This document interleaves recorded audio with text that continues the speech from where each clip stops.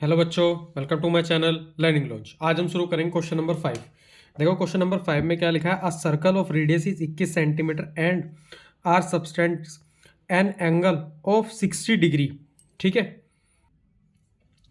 60 degree at the centre. Find, हमको निकालनी है length of arc, area of sector formed by arc and segment formed by the corresponding कोड। ठीक है, तो हम निकालते हैं। देखो ये मेरा सेंटर है, इसको मैं ओ ले लेता हूँ। यहाँ से मेरी एक आर्क है और यहाँ से एक ये है। ये बीच में इसने 60 डिग्री का एंगल बनाया, इसको मैं इससे जॉइंट कर देता हूँ। ठीक है, तो ये मेरा एक एंगल बन जाता है। एंगल कौन सा हो गया, इसको मैं नाम दे देता हूँ ए एंड बी। ठीक है, बेसिकली इतना हमको दिया हुआ है और ये भी 21 है और ये भी मेरा 21 है। देखो अब पहला वाला हम पार्ट करेंगे। हमको निकालना है लेंथ ऑफ द आर्क। ठीक है, तो लेंथ ऑफ द आर्क का फॉर्मूला क्या है, L is equal to theta upon 360 into 2 pi are.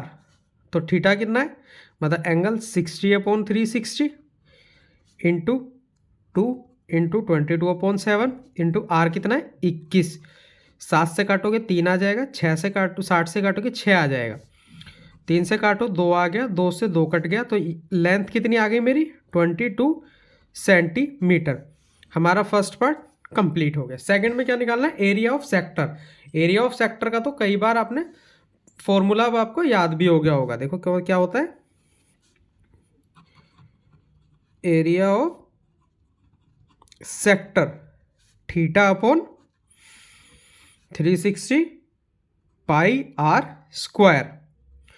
60 upon 360 into 22/7, R कितना है 21 गुणा 21। 7 से काटोगे 3 आ जाएगा, यहाँ से 6 आ गया, 3 से काटूंगा 2 आ गया और 2 से काटूंगा 11। 11 और 21 की मल्टीप्लाई करूँगा कितना आएगा, 1 2 और 1 3 और 2 सेंटीमीटर। ये मेरा स्क्वायर, ये मेरा आ गया एरिया ऑफ सेक्टर। ठीक है, हमारा 2 कंप्लीट हो गए। अब देखो सबसे मेन चीज है area of segment formed by the corresponding code. ये हिस्सा निकालना है और ये निकालने के लिए क्या करना होगा, हमें इसमें से मतलब जो भी सेगमेंट है उसके अंदर से हमें ट्रायंगल का एरिया माइनस करना होगा। ठीक है, तो वो कैसे होगा, देखो सबसे पहले तो अब एक चीज नोट करो इसके अंदर। ये देखो 60 डिग्री का एंगल है, ये भी मेरी 21 है और ये भी मेरी 21 है, और इसके अपोजिट एंगल जो भी हैं वो हमारे बराबर होंगे। ठीक है, क्यों, क्योंकि ये भी 21 ये भी 21, बीच में 60 डिग्री का एंगल बन रहा है, तो ये मेरा एक मतलब वो है इक्विलेटरल ट्राइंगल। ठीक है, तो चलो इसको देखो पहले कैसे करना होगा। देखो मैं थर्ड पार्ट करूंगा, तो सबसे पहले तो हमें एरिया निकालना है। ठीक है, area of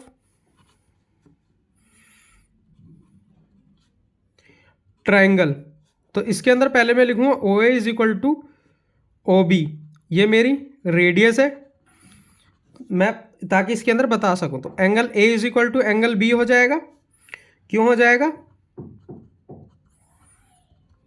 opposite angles to are equal,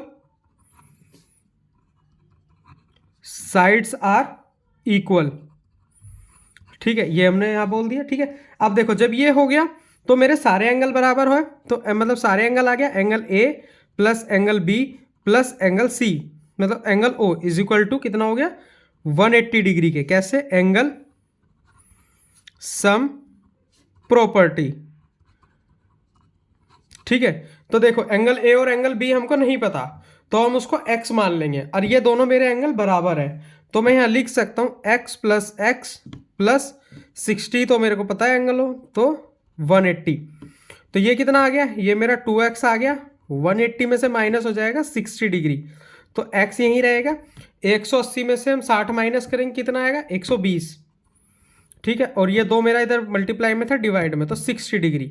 तो x मेरा अगर 60 आ गया, तो देखो एंगल ए एंगल बी बराबर ही तो है, तो वो मेरे तीनों एंगल 60 डिग्री के हो गए। अब देखो एरिया, ठीक है, तो मैं यहाँ लिख सकता हूँ angle A is equal to angle B is equal to angle O, मतलब तीनों बराबर है 60 डिग्री के, तो ये मेरा इक्विलेटरल ट्राइंगल है। ठीक है, अब देखो area of triangle. Equilateral triangle का एरिया क्या होता है? √3/4 ए स्क्वायर। √3 एज इट रहेगा अपॉन 4। ए कितना है? 21 इंटू 21, ए मतलब साइड। तो देखो 21 और 21 की मल्टीप्लाई करेंगे तो आता है 21 का स्क्वायर होता है 4 4 1। √3 से मल्टीप्लाई होगा तो √3 हो जाएगा 4। ये इसका इतना ही रहेगा। अगर √3 नीचे होता तो मेरे को इसको रैशनलाइज करना पड़ता, ठीक है। अब देखो ये तो मेरा एरिया आ गया। √3 की हमको वैल्यू नहीं दी गई, अगर वैल्यू दी होती तो मैं यहाँ वैल्यू पुट करके इसका पूरा आंसर निकालता, लेकिन अब वैल्यू नहीं है। तो अब देखो अब मेन पार्ट है थर्ड जो हम कर रहे हैं, एरिया ऑफ सेगमेंट निकालना है। तो इसमें माइनस होगा area of sector minus area of triangle, ठीक है। एरिया ऑफ सेक्टर कितना है? 231 अभी निकाला है, माइनस एरिया ऑफ ट्राइंगल कितना है? अभी निकाला है 441 √3 अपॉन में 4। और यही मेरा इसका आंसर है सेंटीमीटर स्क्वायर। क्यों? क्योंकि हमको यहाँ पे √3 की वैल्यू नहीं पता। जब तक हमें वैल्यू नहीं पता होगी हम कुछ नहीं कर सकते, ठीक है। क्योंकि √3 किसी और के साथ है नहीं, ना हम यहाँ में एलसीएम ले सकते कुछ भी, लेकिन अगर वैल्यू अगर क्वेश्चन में दी होती तो मैं इसका प्रॉपर आंसर निकाल सकता था। आई होप आपको मेरा पढ़ाया हुआ समझ में आया होगा। समझ में आया तो मेरे चैनल को लाइक एंड सब्सक्राइब करें, अपने फ्रेंड्स में भी शेयर करें। बाकी के नेक्स्ट क्वेश्चन नेक्स्ट वीडियो में।